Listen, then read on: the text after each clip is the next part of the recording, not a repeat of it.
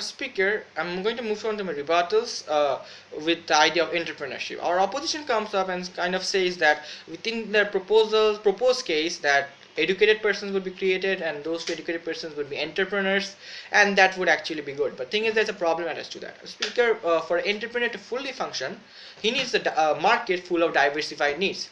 Let's say give the example of Sudan maybe.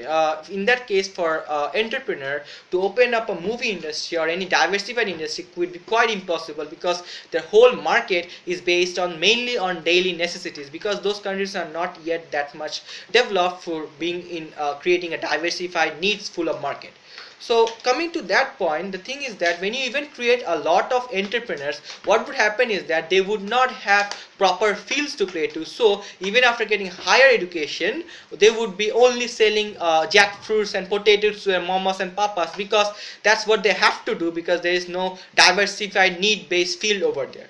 Now coming to the point of educated personalities being created, there is a problem attached to that. Thing is that when a country's 60% economy is based on the natural resource extraction and you're closing up that extraction, because our opposition has already admitted to the fact that it's impossible to extract the resource without the World Bank's loan. So thing is that you're automatically cutting down the 60% economy's potential. So thing is that previously there was lack of job markets, and now you're decreasing the job markets, and on the other hand you're increasing the amount of educated persons. So if you look at in the idea of ratio, what we find is that the number of educated persons are increasing, but the number of job market is decreasing, and for this reason the educated persons cannot be accommodated to the huge amount of not a little amount of job that is available. So thing is that you will get a lot of educated persons, but they will be jobless.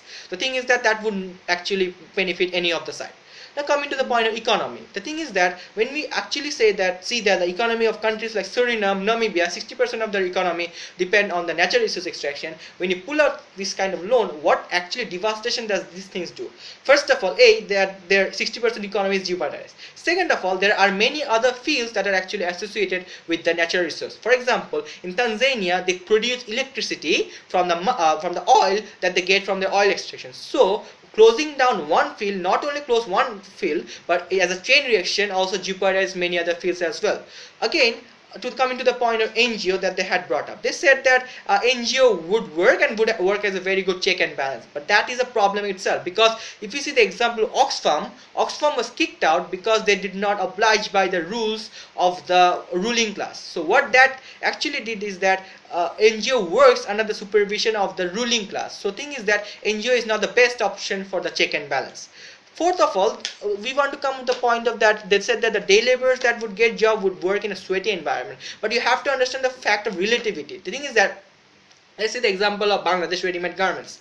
Though people know that the ready-made garments give them fee which is very much low compared to the world-class countries, but they happily agree to do so because it is very much high relative to that much amount of money that they earn on farm. Let's say he earns 5,000 taka per month from farm, but thing is that if he worked in a ready-made garment he would earn 25,000 taka. Let the international standard be 50,000 taka, but thing is that 25,000 taka itself is like a huge bonus for the people, for the day laborers of that country. Or speaker, another point which I want to rebut on is that they said that oil rigs do not create thousands of jobs, but that is fully illogical, because thing is that if you look at the stat of British Petroleum has 84,000 workers, out of which 63,000 are third class workers. So we see that not all the workers are engineers.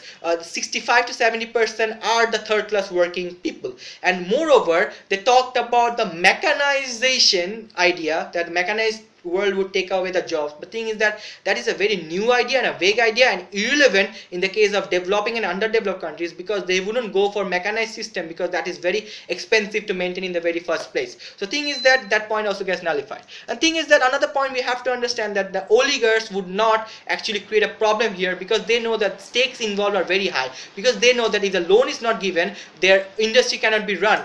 So thing is that they would want to keep peace. On the other hand, coming to the comparative case-to-case analogy, our opposition gave the case of education. The thing is that oligarchs would have a greater problem with that. Why so? Because they would understand that by getting education, the people would become aware of their rights, and they may at one stage have a mass upset which would uproot their power. The thing is that thing that in the comparative analogy, the thing is that in our case the oligarchs would want to keep peace because their stakes involved are very high. But but the thing is that in opposition's case, the oligarchs would have a greater problem because the field is education. And thing is that our opposition hasn't understood one thing. Our opposition come up and think that the IMF and World Bank would give blank checks without any strings attached. But you have to understand that IMF and World Bank give loans with strings attached, and that is coming related to our own constructive. My constructive to be proved is that how it creates the stake in the corrupted countries to get rid of corruption. How does that do so? If we give at the example of Tanzania, where the World Bank gave them the string that some money has to be used for the reformation of democracy. Thing is that this is a huge ask, but still Tanzania agreed to that because they have no other option, because it is impossible, as our first speaker has already said, that it is impossible to extract without the help of World Bank. So they without any sort of doubt, they agreed to that. And thing is that the thing is that you have to understand that the ruling class psychology here. The ruling class would not actually even, the opposition said that they would create a working condition which would be unhuman, human rights would be violated and so on. But thing is, you have to understand one thing. You know that if human rights is violated, no one will even buy your natural resource in the first place. Let's look at the example of Bangladesh, where our GSP advantage was being cut down. So we see that stakes are really involved. The thing is that whenever a string is given to the government and the ruling class, they would happily oblige to it, and thing is that they would happily agree to that, and they would not risk or jeopardize this loan opportunity, and they would actually whimsically spend it, as our opposition has said that they would actually do it. So thing is that what we come up to the whole constructive is that if the World Bank will always have a leverage over the ruling country, and thing is that as these loans are very public, the ruling class would not actually have that much balls to go for the corruption, because they know that if they violate the strings attached, the loan will be taken away, and that would actually worsen the situation to a huge stake.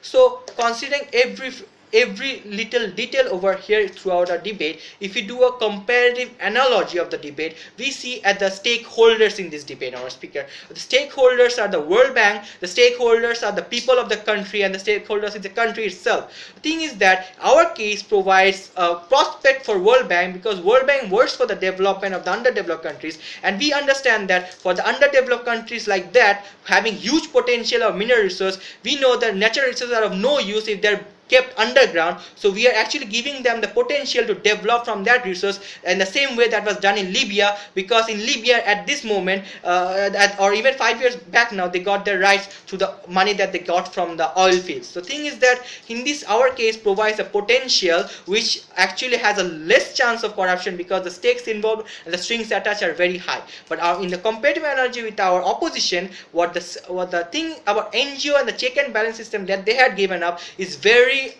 poor, and has a history that it was manipulated to a huge extent by the ruling class. So for this reason, we believe that we shall take the debate home. Thank you all.